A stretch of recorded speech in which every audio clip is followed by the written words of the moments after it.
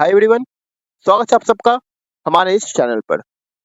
Board exam के preparation को ध्यान में रखते हुए हमने इस चैनल पर एक रिवीजन सीरीज स्टार्ट किया हुआ है, जिसमें अभी हम सारे चैप्टर के केस बेस्ड स्टडी क्वेश्चन को डिस्कस कर रहे हैं। आज हम नेटवर्किंग चैप्टर के केस बेस्ड स्टडी का पार्ट 2 लेकर आए हैं और इसी चैप्टर का फर्स्ट पार्ट हमने ऑलरेडी इस चैनल पर पहले ही अपलोड कर दिया है। अगर आपने अभी तक उस वीडियो को नहीं देखा है तो उस वीडियो का लिंक आपको इस वीडियो के एंड स्क्रीन पे मिल जाएगा और साथ ही वीडियो के डिस्क्रिप्शन में भी मैं उस फर्स्ट पार्ट के वीडियो का लिंक प्रोवाइड कर दूंगा। तो चलिए अब देर ना करते हुए वीडियो को स्टार्ट करते हैं। और वीडियो को स्टार्ट करने के पहले हर बार की तरह आपसे एक छोटी सी रिक्वेस्ट है कि अगर आप इस चैनल पर नए हैं तो प्लीज़ हमारे इस चैनल को सब्सक्राइब कर दें और अगर वीडियो अच्छी लगती है तो इसके लाइक भी कर दें और अपने दोस्तों के साथ इसे शेयर भी कर दें। तो चलिए वीडियो को स्टार्ट करते हैं। Case based study question chapter networking और ये इसका सेकंड पार्ट है। तो आज का फर्स्ट क्वेश्चन है, for a web page to work properly it has to undergo following 3 steps. पहला, क्रिएशन ऑफ वेब पेज। तो वेब पेज को सही से काम करने के लिए उसे 3 स्टेप से गुजरना पड़ता है। पहला स्टेप है वेब पेज को क्रिएट करना। यहाँ पे वेब पेज को क्रिएट किया जाता है, ये स्टैटिक और डायनामिक दोनों हो सकते हैं। दूसरा है अपलोडिंग द वेब पेज। यहाँ पे वेब पेज के कोड को जो है वेब सर्वर्स पे अपलोड किया जाता है, इसे कहते हैं हम लोग पब्लिशिंग। थर्ड है रिट्राइवर। यहाँ पे वेब पेज को जो है हम क्या करते हैं, डेस्कटॉप पे या कंप्यूटर पे जो हमारा क्लाइंट सर्वर होता है वहाँ पे उसे क्या करते हैं हम लोग व्यू करते हैं, वहाँ देखने का काम करते हैं। तो अब इसके अकॉर्डिंग जो क्वेश्चन हमारे पास आते हैं वो है, पहला question, static web page is created using. एक स्टैटिक वेब पेज को किसके द्वारा क्रिएट किया जाता है? HTTP तो एक प्रोटोकॉल है। हाई लेवल लैंग्वेज होगा नहीं। HTML DBMS इसका बेस्ट एग्जांपल है HTML। Hyper text markup language को जो है हम एक स्टैटिक वेब पेज को क्रिएट करने के लिए यूज कर सकते हैं। Question number B, web page that contains some interactive element that changes according to user requirement is called. ऐसे वेब पेज जिनमें ऐसे एलिमेंट मौजूद होते हैं जो यूजर रिक्वायरमेंट के अकॉर्डिंग क्या होता है, चेंज होता है, उसे कहते हैं multimedia page, electronic page, dynamic web page, none of this. तो इसका आंसर होगा dynamic web page. Dynamic web page ऐसे वेब पेज होते हैं जिनको यूजर रिक्वायरमेंट के अकॉर्डिंग चेंज किया जा सकता है। Question number C, dynamic web page is created using scripts, DBMS, HTML और HTTPS।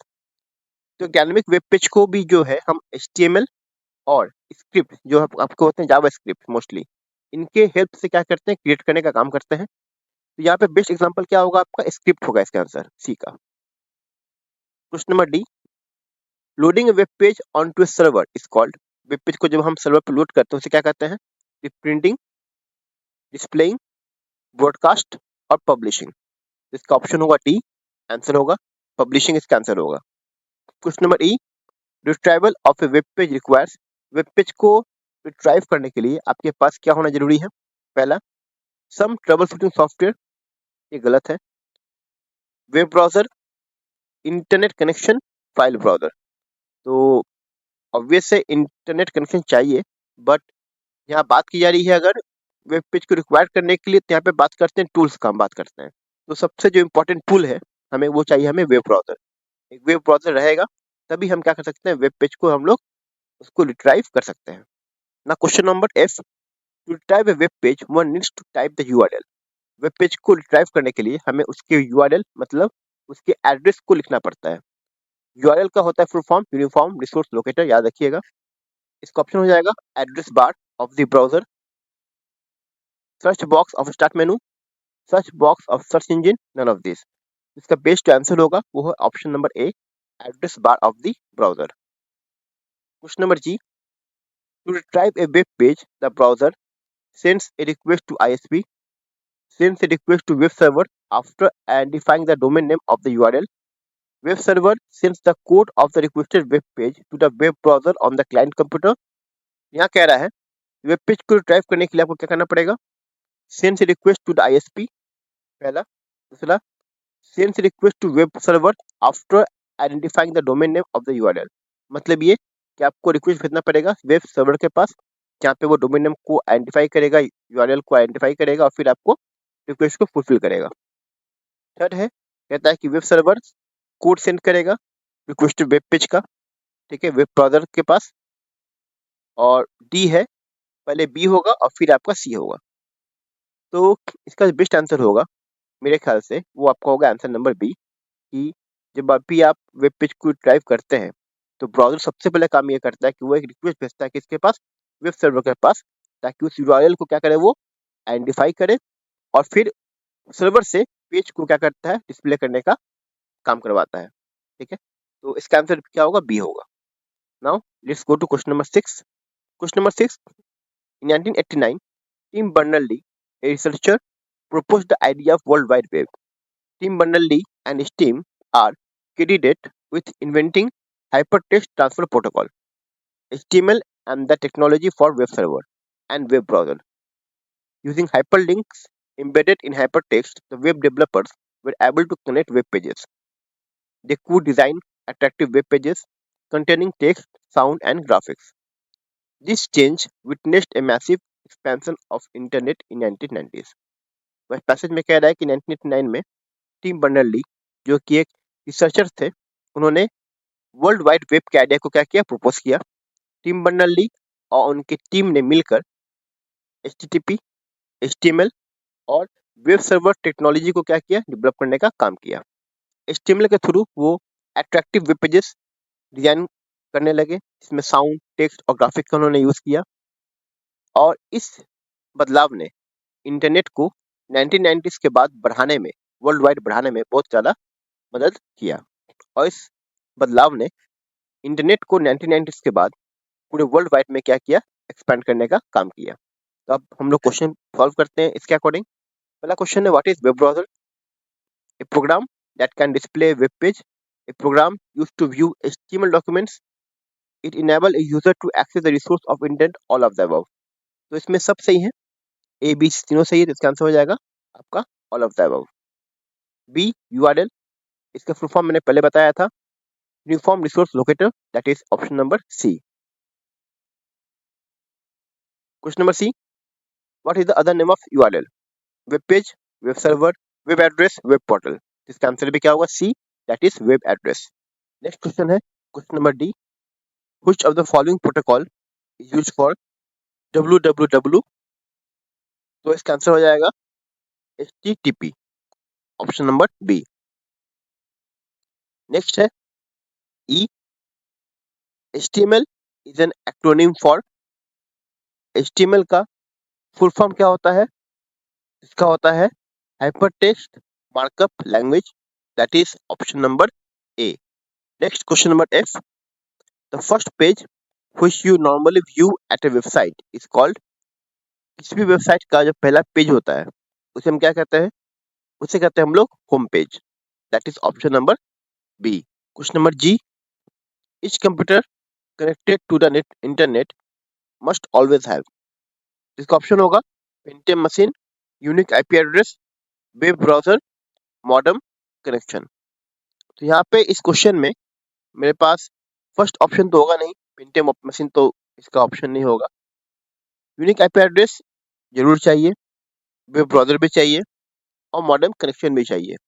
बट यहाँ पे क्वेश्चन में आपको ध्यान देना होगा, क्वेश्चन कह रहा है इस computer connected to the internet, मतलब इंटरनेट से वो ऑलरेडी कनेक्टेड है, तो उसके पास क्या होना चाहिए? तो मॉडेम रहेगा तभी वो इंटरनेट से कनेक्ट हो पाएगा, तो इसका आंसर डी तो होगा नहीं। ठीक है, बच गया आईपी एड्रेस और वेब ब्राउजर। तो इंटरनेट से जब भी कोई कंप्यूटर होता है कनेक्टेड, तो उसको खुद ही एक यूनिक आईपी एड्रेस प्रोवाइड कर दिया जाता है। तो इसका राइट आंसर होगा वेब ब्राउजर, क्योंकि वेब ब्राउजर रहेगा तभी हम इंटरनेट पे कोई चीज को सर्च कर पाएंगे। तो इसका बेस्ट आंसर होगा ऑप्शन नंबर सी। इस टाइप के क्वेश्चन कई बार आपके एग्जाम में आ सकते हैं, जो इसके ऑप्शन थोड़ा होंगे कंफ्यूजन वाले, क्योंकि इसमें लगेगा आपको कि सारे ऑप्शन क्या है आपके सही हैं। तो यहाँ पे आपको बेस्ट पॉसिबल जो आंसर होगा आपको उसको चूज करना है पैसेज के अकॉर्डिंग। यहाँ पे कुछ एक्सप्लेनेशन दिए हुए हैं कुछ टॉपिक्स के, जैसे कि यहाँ पे दिया हुआ पहला वेब एड्रेस। तो वेब एड्रेस होता क्या है? वेब एड्रेस को हम लोग यूआरएल के नाम से जानते हैं, यूनिफॉर्म रिसोर्स लोकेटर, और ये किसी भी वेब पेज के लोकेशन को क्या करता है, बताने का काम करता है। HTTP HTML के बारे में हम पहले भी पढ़ चुके हैं। आप चाहे तो यहाँ पे एक बार खुद से पढ़ के भी उन टॉपिक्स को देख सकते हैं। अब आते हैं क्वेश्चन नंबर 7 पे। सेवन कहता है, web of today has millions upon millions of blog. These blogs are maintained by individuals. There are blogs maintained by companies or organizations on the web, and then there are blogs dedicated to factual information like news and so on. All these blogs can be categorized into one of the following types. आज के date में जो हमारा internet है उसमें बहुत सारे blogs available हैं। ये ब्लॉग्स ज़्यादातर इंडिविजुअल्स के द्वारा क्रिएट किए जाते हैं, या फिर ऐसे भी ब्लॉग्स हैं जिनको कंपनीज के द्वारा या ऑर्गेनाइजेशन के द्वारा क्या किया जाता है, क्रिएट किया जाता है। कुछ ब्लॉग्स ऐसे होते हैं जो कि फैक्चुअल इंफॉर्मेशन को प्रेजेंट करने का काम करते हैं, जैसे कि न्यूज़ ब्लॉग्स या कंपैरिजन ब्लॉग्स होते हैं जो आपके प्रोडक्ट को कंपेयर करने के काम आते हैं। जैसे बहुत सारे ब्लॉग्स हैं। तो मोस्टली सारे ब्लॉग्स को जो है कुछ कैटेगरी में डिफाइन किया गया है। वो कैटेगरी कौन कौन से है? पहला आपका हो गया पर्सनल ब्लॉग, दूसरा न्यूज़ एंड व्यूज ब्लॉग, तीसरा कंपनी ब्लॉग्स, फोर्थ आपका आता है मैक्रो ब्लॉग्स। ये 4 तरह के ब्लॉग्स आपके पास अवेलेबल है। तो चलिए अब हम क्वेश्चन को सॉल्व करते हैं। पहला क्वेश्चन है, an example of macro blog. Macro blog का एग्जांपल क्या होगा? Facebook, messenger, Instagram, Twitter. तो फेसबुक आपका मैक्रो ब्लॉग नहीं है, वो आपको सोशल नेटवर्क में आता है। मैसेंजर इंस्टेंट मैसेजिंग में आता है। इंस्टाग्राम भी आता है आपका सोशल नेटवर्क पे। ट्विटर ये एक माइक्रो ब्लॉगिंग वेबसाइट है। अब ट्विटर का नाम बदल के एक्स हो गया है, पता होगा आपको। इसके अभी मालिक है एलन मस्क। नेक्स्ट क्वेश्चन है question number B, the blog that puts limit into the character size of the post. ऐसे ब्लॉग जो कि एक कैरेक्टर लिमिट सेट करते हैं किसी भी पोस्ट के लिए, उन्हें कहा जाता है macro blogs. That is option number C. Question number C, the personal blog is used to advertise about company product, post about the blogger's interest, post about the event, post comment for others to follow। तो personal blog है तो इसमें obvious आप अपने personal interest से जुड़े हुए चीजों को लिखिएगा, तो इसका ऑप्शन होगा B, post about the bloggers interest. Next question है D, which of the following about news and views blog is not true? First, journalist post about the latest events, visitor too can add their opinion. C, news and television companies appoint special journalists for the purpose. D, these have a limit of character that can be posted। तो इसका answer D होगा, क्योंकि जहाँ limitation आता है वो होता है मैक्रो ब्लॉगिंग, वो आपके न्यूज एंड व्यूज ब्लॉग में तो होता नहीं है। ठीक है। नेक्स्ट आपका आता है क्वेश्चन नंबर ई, एक कंपनी ब्लॉग का यूज किस लिए हो सकता है?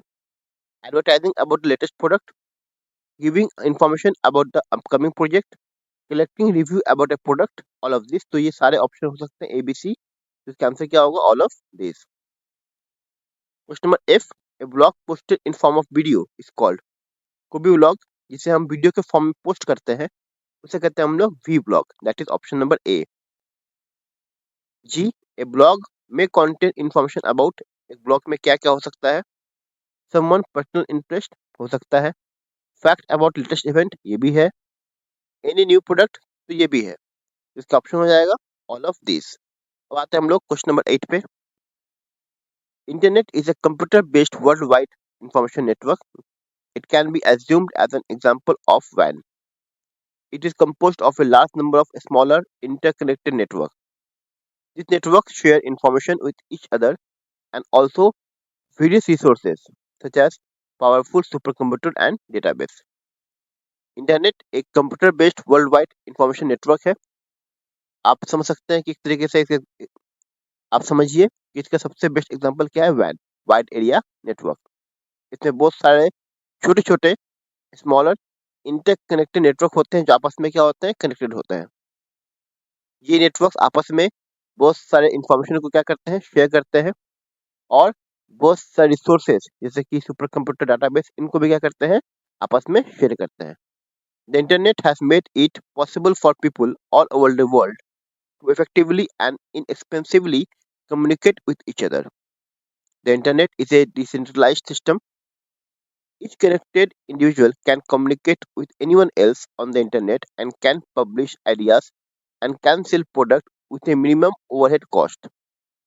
Internet is made up of many components offering various different type of services. तो इंटरनेट ने ये पॉसिबल किया है कि आज लोग जो है दुनिया भर में कहीं से किसी से भी अपना कनेक्शन एस्टैब्लिश कर सकते हैं। इंटरनेट एक डिसेंट्रलाइज सिस्टम है, मतलब उसका कोई एक पर्टिकुलर कंट्रोल पोजीशन नहीं है, किसी जगह से कंट्रोल नहीं हो रहा है, जहाँ हर एक इंडिविजुअल अपने आप में क्या फ्री है किसी के साथ भी अपने आइडियाज को शेयर करने के लिए, प्रोडक्ट को सेल करने के लिए, बिना किसी मिनिमम ओवरहेड कॉस्ट के। इंटरनेट जो है वो बहुत सारे अलग अलग कंपोनेंट से बना हुआ है जो कि एक साथ आकर एक पर्टिकुलर सर्विस क्या करते हैं, प्रोवाइड करने का काम करते हैं। तो हमारा पहला क्वेश्चन है, question number A, internet is called network of network because, internet को नेटवर्क ऑफ नेटवर्क क्यों बोला जाता है? Network share information with each other. The internet has made it possible for people all over the world to effectively and inexpensively communicate with each other. C, it is composed of a large number of smaller interconnected network. इसका answer क्या होगा? सी सबसे best example है, क्योंकि ये बहुत सारे छोटे छोटे स्मॉलर इंटरकनेक्टेड नेटवर्क का क्या है, नेटवर्क है, इसलिए इसको नेटवर्क ऑफ नेटवर्क बोला जाता है। Question number B, network connected to internet share. जो नेटवर्क होते हैं कनेक्टेड इंटरनेट से, वो क्या शेयर करते हैं? Information, resource, ideas, both A and B. इसका आंसर होगा D, both A and B, information और रिसोर्स दोनों शेयर करते हैं। Question number C, as on internet each connected individual can connect with anyone else on the internet, so it is A. अब internet पे हर एक individual जो है वो किसी से भी कनेक्ट कर सकता है, तो इसलिए इसे कहा गया है decentralised system. That is option number A. Which of the following is a component of the internet? इनमें से कौन सा जो है इंटरनेट का कंपोनेंट है? पहला है स्विच, मॉडेम, रिसर्च डेटाबेस और वेब ब्राउजर। तो इसका जो आंसर होगा सबसे बेस्ट वो होगा आपका modem, that is option number B. अब देखते हैं question number D, which of the following is a component of internet? Option number A switch, B a modem, C research database, fourth web browser. अब आप कहिएगा switch भी important है। Switch एक होता है डिवाइस जो कि नेटवर्क्स को इंटरकनेक्ट करने का काम आता है। मॉडेम भी है, मॉडेम रहेगा तभी आप इंटरनेट को स्टैब्लिश कर पाएंगे। रिसर्च डेटाबेस और वेब ब्राउजर। आपको लगेगा कि इसका आंसर आपका ए, बी और डी हो सकता है, सी नहीं होगा। बट जब बात करते हैं कंपोनेंट की, तो यहाँ बात हो रहा है कि इंटरनेट का कंपोनेंट क्या होता है। ठीक है, इसको स्टैब्लिश करने के लिए, उसको चलाने के लिए किसका यूज किया जाता है, वो बात नहीं हो रही है। तो यहाँ पे सबसे जरूरी आ जाएगा आपको option number C, that is research database. ठीक है, डेटाबेस का होना इंटरनेट का सबसे बड़ा कंपोनेंट है, तभी वो क्या करेगा, आपको प्रोडक्ट सर्च करके देगा, आपको टॉपिक्स के जुड़े हुए आर्टिकल से वो क्या करेगा, सर्च करके देगा। इसका बेस्ट आंसर क्या होगा? C research database. Question number E, select a feature of internet from the following. पहला इनएक्सपेंसिव, दूसरा इफेक्टिव, थर्ड डिसेंट्रलाइज्ड और फोर्थ प्रोन टू फ्रॉड्स। तो जो जो फीचर्स है इसमें, पहला है आपका इनएक्सपेंसिव, ये होगा, दूसरा इफेक्टिव, ये भी होगा, तीसरा डिसेंट्रलाइज्ड, ये भी होगा। तीन तो होंगे ही, तो 1 2 3 इसका क्या हो जाएगा, आंसर हो जाएगा। Question number F, the central idea of internet is, anyone connected to the internet can communicate with each other. जो सेंट्रल आइडिया है इंटरनेट का वो क्या है कि कोई भी जो होता है कनेक्टेड इंटरनेट से, वो एक दूसरे से कम्युनिकेट कर सकता है। सेकंड है to publish ideas, to sell product, to post blogs. यहाँ सेल की स्पेलिंग गलती यहाँ पे है, तो बेस्ट आंसर होगा आपका A, anyone connected to the internet can communicate with each other.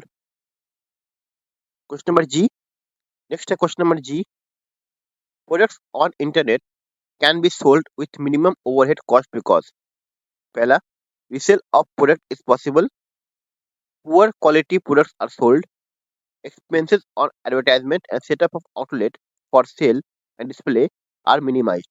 इसका बेस्ट आंसर क्या होगा? सी होगा, क्योंकि जो भी प्रोडक्ट हम बनाते हैं अगर उसको हम इंटरनेट पे पब्लिश नहीं करते हैं तो उनको मैनुअली सेल करने में हमें बहुत सारा एडवर्टाइजमेंट, बहुत सारा हमें सेटअप करना पड़ता है, ऑफिस लेना पड़ता है, अ, उस ऑफिस को फिर डिजाइन करना पड़ता है। ठीक है, तो ऑब्वियस है जो इंटरनेट पे हम प्रोडक्ट को सेल करते हैं उसका सेटअप कॉस्ट और एडवर्टाइजमेंट कॉस्ट काफी क्या होता है? कम होता है कंपेरिजन टू एक कंपनी सेटअप करते हैं या कोई भी हम एक शॉप सेटअप करते हैं, जनरल शॉप, तो उसका जो कॉस्टिंग होता है वो काफी ज्यादा होता है कंपेरिजन टू इंटरनेट पे सेल करने से। ठीक है, तो इसका आंसर क्या होगा? C, expenses on advertisement and setup outlet for sale and display are minimised. तो इसी के साथ हमारा चैप्टर यहीं पे होता है एंड। उम्मीद करता हूँ कि आपको ये सीरीज पसंद आ रही होगी, और अगर आपको ये सीरीज पसंद आ रही है, जो रिवीजन सीरीज हमने स्टार्ट किया है आपके बोर्ड एग्जाम की प्रिपरेशन को ध्यान में रखते हुए, तो आप सबसे रिक्वेस्ट है कि इस चैनल को सब्सक्राइब कर जरूर कर दे, वीडियो को अपना प्यार जरूर दे, लाइक कर दे और अपने दोस्तों के साथ इस वीडियो को शेयर भी कर दे। मिलते हैं एक और वीडियो के साथ, तब तक के लिए नमस्कार, जय हिंद, जय भारत।